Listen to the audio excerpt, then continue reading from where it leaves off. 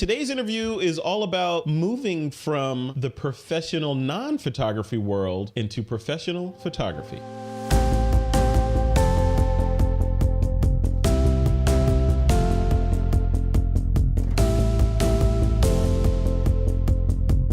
Chris Berry, man, what's going on, man? It's been a long time. It's been a minute. How you doing? I'm doing okay. I'm keeping my head over water and making a wave when I can. That's what I'm doing. That's a theme song from the Jeffersons. Was it the Jeffersons or Good? No, that was Good Times. Good Times. Good times. That was Good Times. Yeah. No, it's all good, man. I don't know if you heard. Yeah, I moved. I bought a new house. I've been doing all kinds of stuff. And when you do that kind of stuff, your life is generally in turmoil. Especially for a variety of reasons. But it's all good. It's all the vector is up and to the right, so it's good. Congratulations. No, thank you. It's been a while since you and I talked. I've been seeing your posts on Instagram and various places. You've been making moves. You are all over the place. I've seen, correct me if I'm wrong, but I've seen posts on drone photography. I've seen posts on irrational exuberance around the Fuji brand. I've seen you experimenting with Panasonic Lumix. Yes. And traveling all over the place. Give me like the 15-second. What has Chris Berry been up to? Yeah, you're right. Everything. Yeah. Everything. I've been trying everything for the past maybe year and a half or so. Yeah. Because I've been really trying to fine tune what I think is necessary for my business. Okay. I love photography. I love traveling. I love these things. However, I've removed myself from the equation in that I can't be the only person out there doing photography when I do photography. I have a family, I have a wife, I have children, and I owe them something in return for my absence. Yeah. And so as much as I love it, I've been doing photography professionally, drone photography, drone video, rocking Fuji, rocking DJI. So yeah, I've been to South Korea, I've been to Cuba, I got a destination wedding in Italy next year. Get out of here. Yeah, it's gonna be cool, man. I'm having a good time. That's cool. Yeah. Well, that's what I want to talk about. So when you and I first started, when we first met, it was at a trade show somewhere, and hit it off, and then you came on TWiP, and we talked there, interviewed you, and then fast forward to now, which is at least a year and a half, 2 years later, something like that. Now I consider you a friend, and you are at a different place than you were then. Back then, you were highly talented, highly competent photographer, very knowledgeable about gear and all that, but photography wasn't the engine that drove Chris Berry. It seems like now you're shifting to photography at least this is what I perceive. Photography is leading the pack, or at least one of the horses that's pulling your gravy train, right? Right. Absolutely. It's what I'm focused on right now is a formula for continuing to be able to do what I love, and that formula includes generating income off my time. Yeah. And so I had I had to come to terms with, how do I charge people?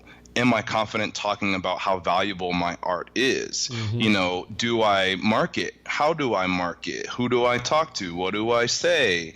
And so it's been great because there's been some pent up demand for the type of photography that I do.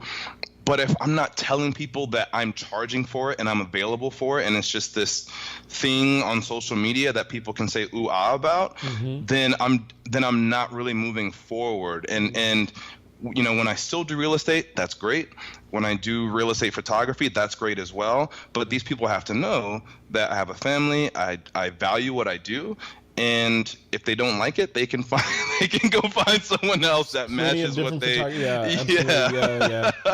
See, that's interesting. That's a good mindset, right? It sounds like you're coming to terms that your time is valuable, right? Absolutely. And if you're not spending it, you could probably do a math equation. If you're not spending it in these precious moments with your kids that you'll never get back again as they grow up, then somebody better be compensating you for that. Absolutely, because they expect it. They expect it. And I look at it like this. I'm thinking, okay, during these hours, here's the value that I'm going to attach to those hours. Because my children and my wife are during those hours, and so also I want to prove to her that this is something that I can do professionally, because I do want to continue to do it, but I don't want it to be at the expense of the time that I do have to sacrifice to be with my children and my wife, because you don't get that time back. And it's been awesome. It's been awesome. Yeah. Well, tell me about that. Tell me about the like, drill down into that a little bit. The nuts and bolts, because I know a lot of people listening to this are thinking, I'm kind of in a similar boat to Chris Berry. I have a day job that I'm working that's paying the bills and paying the mortgage and buying Christmas gifts and all that stuff. And I have healthcare and all that other stuff. Yeah. But eventually I would love to, and I have a passion for photography. I love photography and all that geeky stuff, lenses, computers, software, apps, and all. I love all that stuff. How do I get away from the stuff I have to do and closer to the stuff that I want to do, while not sacrificing any of the things that are dependent on the stuff that I have to do? Like, how are you making that transition? Or is it a transition? Yeah. Is it just a balancing act? I think it's to me, it was an all of a sudden thing. And I'll just be real. Yeah. I was flying my drone for free and I crashed it. Which one? And guess what? Not the Inspire. Phantom 4. Okay. And so in that moment, I was, I called my wife and I said, babe, I just crashed my drone. What? I said, yeah, we're not buying another one. And I said, wow, okay, I can't do things for free. Yeah. Because there are incidentals, these are costs, Yeah. And so it does take a bit of courage to maybe deny people that come to you and they want something for free, or they want to trade, or they want to give you something that they feel is a value, but you want to do what you love and they're cool or whatever. And I think that's the part where it takes a lot of courage. You have to price yourself fairly, because for me, I'm moving up. I'm not one of these other creators that have a studio or a huge online following or presence. However, I'm going to set that cost. Yeah. I have a small market with that client that's interested in my imaging, and the type of interaction and rapport that I can build with them, and the genuine personality and essence of who that subject is. They value how I can bring that out of them for how they are using that media. Yeah. And part of it is also being able to educate someone on the value of that image. And when I give it to them, it's theirs. It's gone. Yeah. So if I don't put some type of licensing on an image, or if I don't collect money for my time or for giving that company or whoever that image, then it's gone. Yeah. My potential for income earning on that is gone. So when I tell people that, or when they see what I can do, or what else is being done, or what I've done in the past, they begin to also understand the value of it. And it makes your job easier when you are selling yourself and you're showing your work, Yeah. And it's a for some people, it's really difficult. I would argue for a lot of people, for most people, it's difficult to like, when you're especially you've been shooting for as an advanced amateur and an amateur for a while, and shooting for free essentially because you want to gain experience and you're getting better and better, to suddenly hang out a shingle, and the people that have been getting free work from you forever, now you're saying, hey, I'm charging for it's hard to do that versus somebody that you haven't met before, that doesn't know you, and you can introduce yourself as a pro. So as to ease that, what I generally tell people, and I just actually practice what I preached the other day, because my sister asked me to shoot her wedding. I don't like shooting weddings. Let's just so she is probably the only one on the planet that could get me to shoot a wedding. Yeah. And she didn't I think I may have said this on a previous episode. She didn't ask me to shoot her wedding. She told me I was shooting her wedding. Ooh, snap. Okay. Older sister, right? Older sister. So she told me I was shooting her wedding, so I'm like, yeah, I guess I'm shooting your wedding. So, but what I didn't do was just show up and shoot the wedding, right? I treated her as a normal client. and with invoice, with pricing on like, this is what I'm going to do. This is what you're going to get out of it. This is how much it costs and all that. But then I put a discount line on there of 100%. Right. So not so much to be, a douche about it or anything, but it's just more so that you understand that there's value to the stuff that I'm doing, and this gift that I'm giving you is not trivial. This is what I cost to do certain things, and I'm giving this to you for free, right? And I would argue even for like if you like want, you're a wedding, or not a wedding, but a model photographer, you're doing fashion type stuff, and you want to work with a model, and you're going to shoot her for free so you can get shots for your portfolio. Same deal, right? Invoice her, give her an invoice, and say, yeah, this is how much I would have charged, but since we're doing this barter thing, I've discounted you to 0, or I've given you a credit for this, and whatever, however you want to do it, so that you don't devalue yourself. Because if you just give yourself away, then people are gonna be like, oh, that's just Chris. That's the guy that does stuff for free. Right, exactly. Chris is free. Yeah. Which this means is ridiculous. You devalue I'm not paying for free. Right. And then you devalue the entire industry, because we're like, wow, why should I pay this guy $5,000 for a wedding when Chris would have done it for nothing? Exactly. And it's true. And it is like when you're out there and you want to build your portfolio, and you want to, at least in my experience, people will see your work and they'll give value to it, and that's great. It makes you feel good. But I tell people, that, when I talk to my wife, I say, oh, such and such asked me to do, a drone flight for free, and, and they'll shout me out. Mm-hmm. Yeah, I don't feed my children shout outs. I'm sorry. Like, I can't pour a bowl of shout out cereal and like say, get ready for school, Yeah, how do you fill out that deposit slip with shout outs? Yeah. Well, oh no, Mr. and Mrs. Teller, this is, B of A or whoever. This is good. This is what I want. So give me some money. Yeah. And a lot of people don't have the amount of responsibility that I have to be honest. True. That's true. Yeah. But yeah, you're absolutely right. It's very important to line out what they're getting, and just the terms of the arrangement. Yeah. And there's everything is grain of salt, right? Because there's a line in there where if somebody's giving you a shout out, we're in marketing we call that we're in the attention economy, right? So there is a formula that you can loosely apply to if this person shouts you out, if a Trey Ratcliffe or a Rick Salmon or somebody like that, sends out an email on your behalf, you could probably know if you're selling something on the other end, you could expect this % conversion rate on that. Return, so return. So that's valuable, and that is currency in effect. Right. So they built that up. They didn't get that for free. And that's quantifiable though. Yeah. That's quantifiable. Right. But the person that also is, they're maybe starting their own thing, and they're going to shout you out to 1,000 followers or on their, in that case, I would much rather, for my time, take payment up front. Yeah, absolutely. Because like a Trey Ratcliffe or, some of the other people who are built up a huge following, huge businesses, they have, huge CRMs, and they have, mailing lists and things like that. And they're going to get, like, those mailing lists are going to get read. I know Aurora's out. How do I, what I mean? Yeah.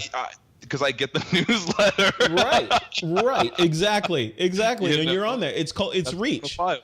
Yeah, it's reach. And you'll see that. You're up there too. Like, when we start building out our reach, and when somebody wants to tap in, like on the other side of it, somebody wants to tap into that reach for free because they don't understand the mechanics of the ecosystem, then you're like, why would I do that? Why would I do that? Yeah. It reminds me when I worked at Adobe, I was in charge of the professional photography segment for the Photoshop and Lightroom team. And I would get photographers all the time. You know who you are.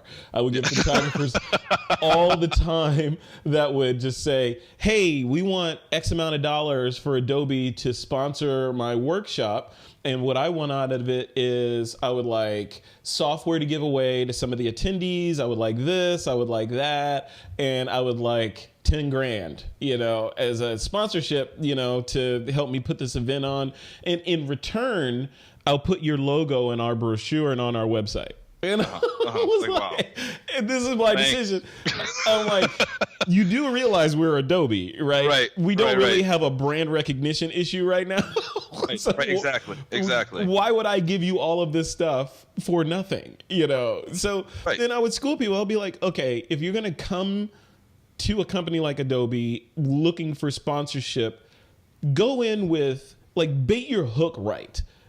Go in with good, irresistible bait. I'm going to do this, I'm going to do that. In return, I'm going to give you a mailing list so you can add this many qualified people that don't have Photoshop to your list so you can market to them. I'm going to do, make it speak in the vernacular that they understand versus what can Adobe do for me, Right. And how much can I charge them because they're huge? Yeah. Oh yeah. I'm look at my photography. And it was funny. One of the reasonings that photographers would give on occasion why Adobe should sponsor them was, hey, I've been using Photoshop since high school. Right. So it's everybody else. Yeah, everyone has. And I've never pirated it. Oh, okay. Great. I never robbed a bank. I'm not asking for special credit. For sure. It's so crazy. Exactly. Human nature. All right, Chris, let's switch gears. I want to talk a little bit about your, hardware gear choices, which have been a little bit schizophrenic over the last year or so.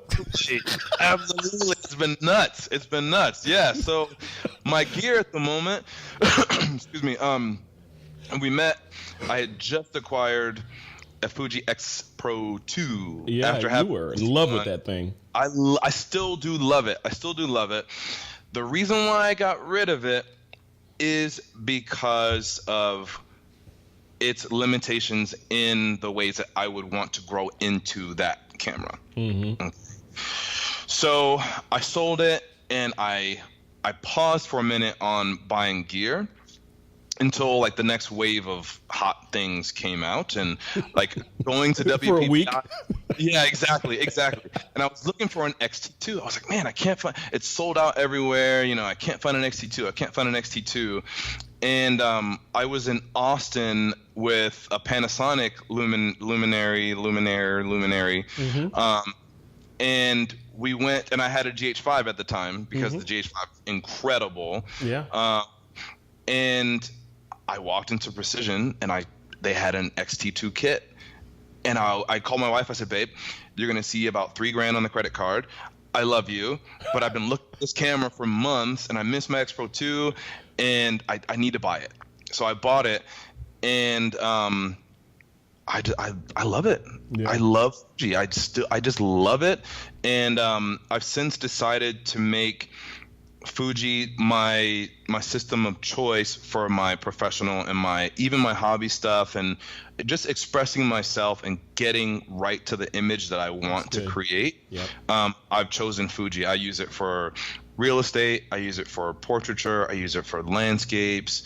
I use it. I mean, I have a couple of things over here that I can show that I have.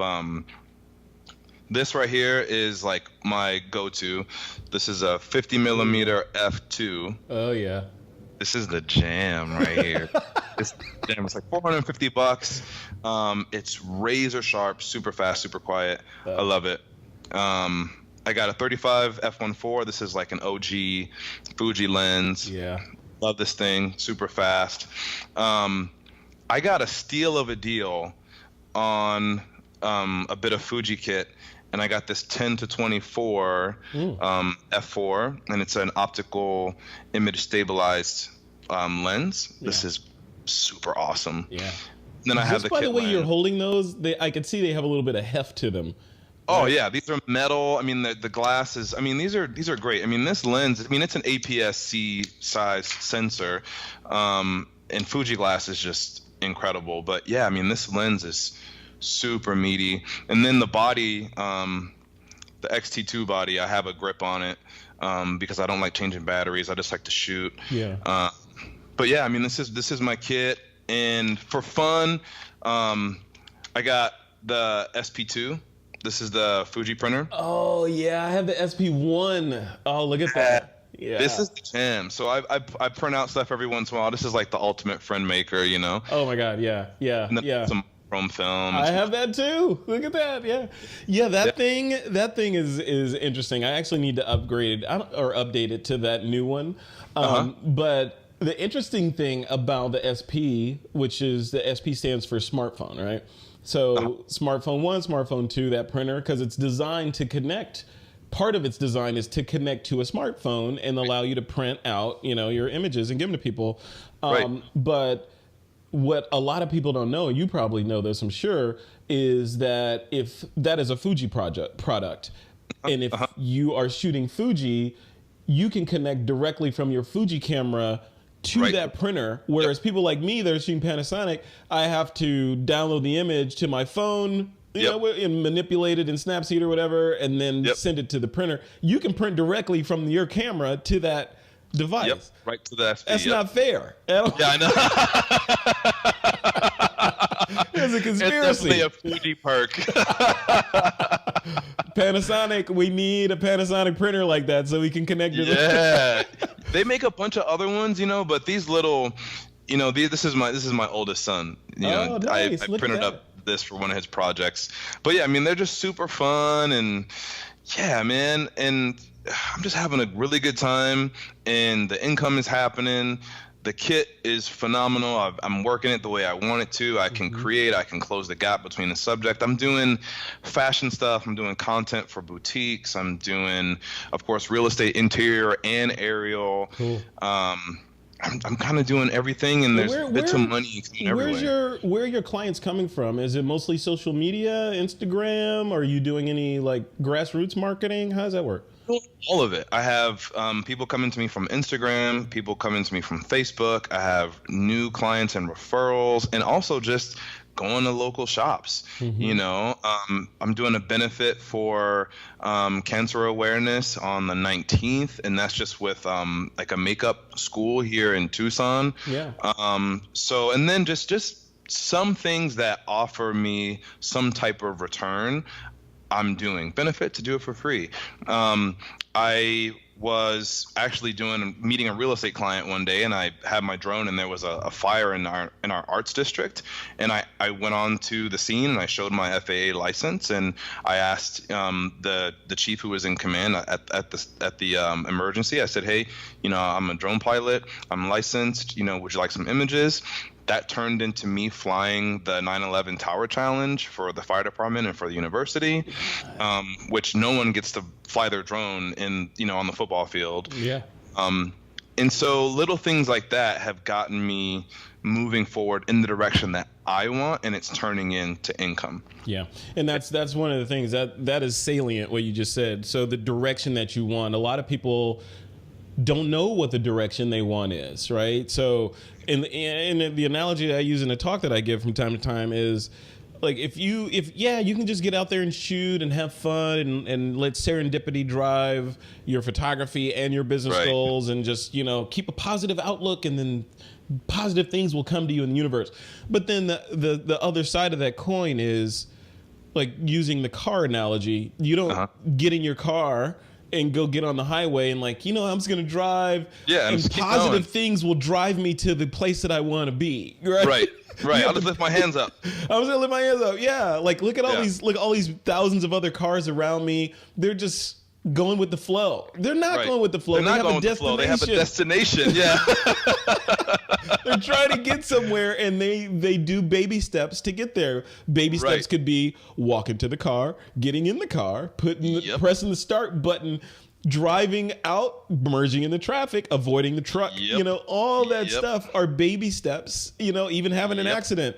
Those happen too. You recover, you get back on the road, you get to your, you don't just say, absolutely, I'm going to get out there and figure it out, Right. Which is what you figured that piece out, which is, okay, this is what I want to be going. And then once you do that, everything else kind of takes the clarity and brightness slider down to the left a little bit. Yeah.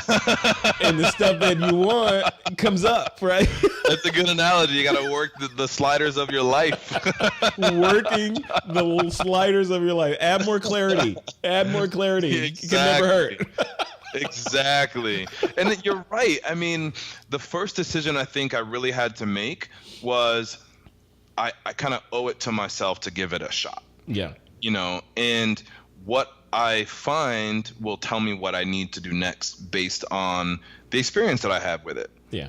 You know, that's plain and simple. If someone is upset because I charge now and they don't want to pay, well, guess what?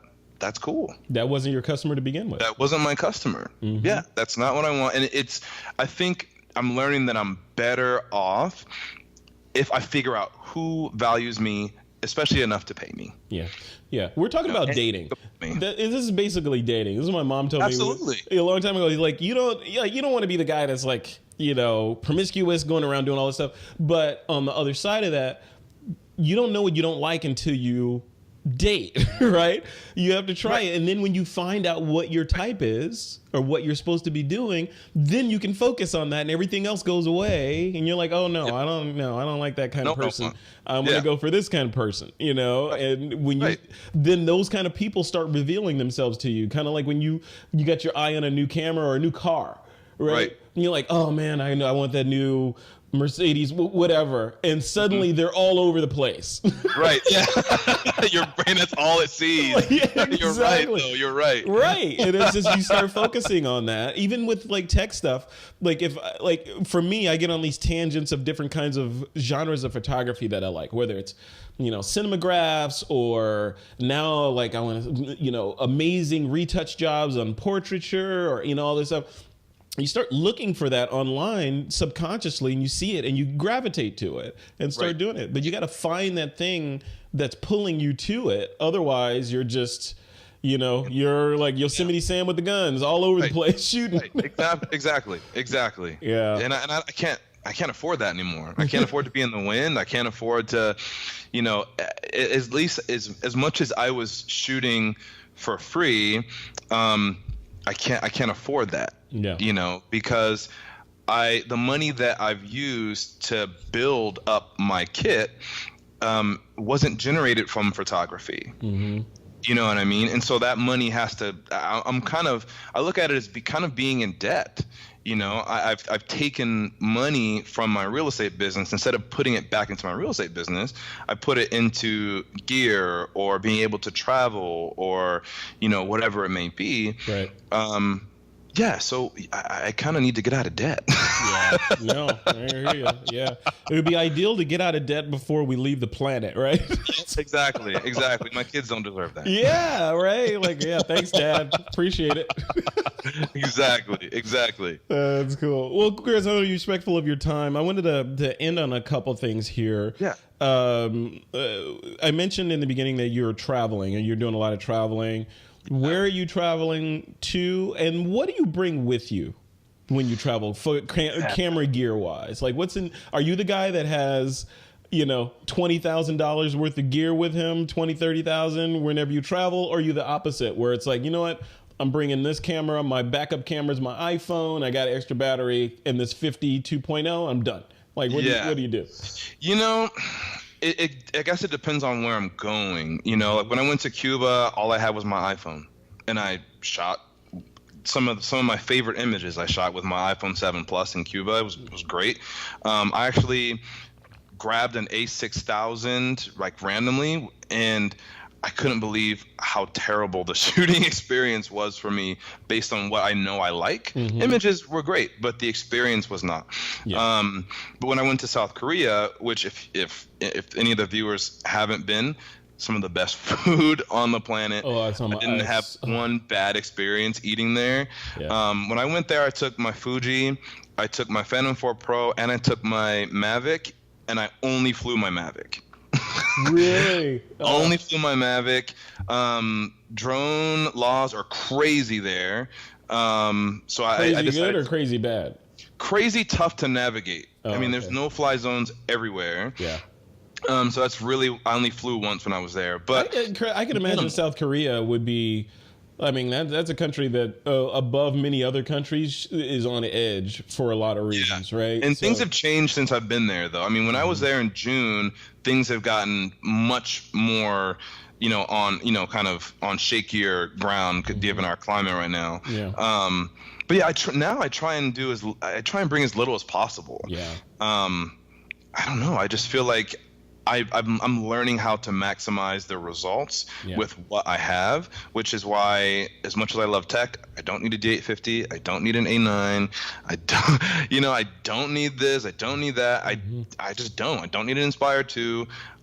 From a business standpoint, and from an experience, and from a quick and maximizing the results that I want to get, I have a small kit. I put on my backpack. I can fit my Mavic. I can fit my printer. I can fit, the, starter kit for all the cool effects people do on their, on their shooting. I can fit it into a small Amazon Basics backpack, and I love it. Because you sound like a man who is growing up. I feel like it. I'm definitely proud of it because my wife is happy, I'm happy, and I'm still a friend of mine told me that as we get older, you find yourself in different containers, or you give yourself a container in which you can expand in. And I've changed containers too many times, and so I haven't given myself the opportunity to grow within these containers because I jump in and out of them. But now I'm really learning, of course, what I love, how I want to create, how that helps me create with my subject or the environment. And I want to do it easily. I want to do it quick. I want to get in and get out, and I want to quickly share it, and have it be sellable. And I'm doing that. I feel great. That's great to hear, because a lot of people get trapped in that. And like as you're speaking personally, as I get older, not only do I become self-aware of those containers, those self-imposed containers, but I've become aware of containers that are projected on me externally that then I try to fill. And like, oh, Frederick is this, this, and this. And then when I go hang around those people that think Frederick is this, this, and this, I try to play that role. And as you get older, there's less of that, especially like my older sisters, they're like, they don't care. They're like, they don't care what you think. They don't care what I think. They care about the things that they care about, family and, all the other things that they care about. But they're not concerned with impressing other people that aren't paying their bills or that, as we grow up, especially young men, I would say, because I can speak from personal experience, having been one, we grow up with this innate sense of insecurity and need to impress people, because we want to get the girl, so we got to get a car, we got to dress a certain way, talk a certain way. Cut our hair a certain way or do whatever, and then you get older. If you don't shape that, then it's, okay, I got to live a certain place. I got to have a certain number of cars. I got to do this. I got to, to impress all these other people around you, rather than internally, like what impresses me. Like when I bought this house is being decorated and designed for me and the people I care about. Like, if external people come in, like, why did you paint that wall? Because my house. Fuchsia. Because I feel like it. That's why. This is not your wall. That's true.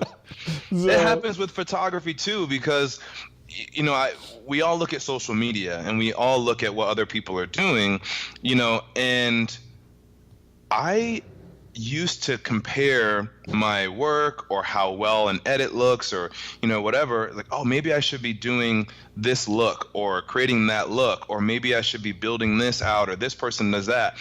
I don't care anymore. Like, if someone thinks that Fuji isn't a professional kit, that's cool. They don't have to buy it.